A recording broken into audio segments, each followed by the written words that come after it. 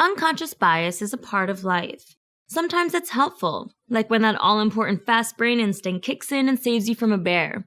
And sometimes it's hurtful, like when you inadvertently say something that alienates someone else.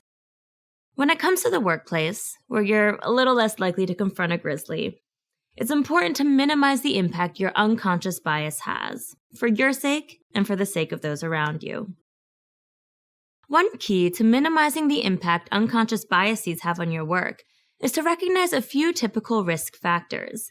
These are things that might keep you from considering your decisions, like high-pressure situations, distractions, or intense emotional states.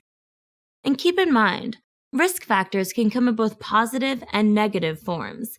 People can make thoughtless decisions when they're extremely angry and when they're extremely happy. Another way to keep bias from influencing your work is to use devil's advocate practices. Consciously make sure you're presenting the other side of an argument or opinion, so that you'll be sure to consider multiple perspectives. As always, it's about staying open and recognizing your assumptions. And on a similar note, try to get feedback on your work from multiple people. Everyone brings different opinions and experiences to the table, so no matter what work you're doing, it can be helpful to get that full view from the people around you. See if your work triggers anything for them. Just know that it might not always be easy. Hearing that your great idea is actually problematic can be difficult, but if you can stay open and willing to listen, you'll likely find that feedback valuable.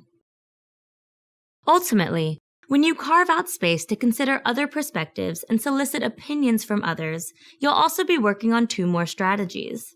1, you'll be making sure you're taking ample time when you make decisions before you reach a conclusion.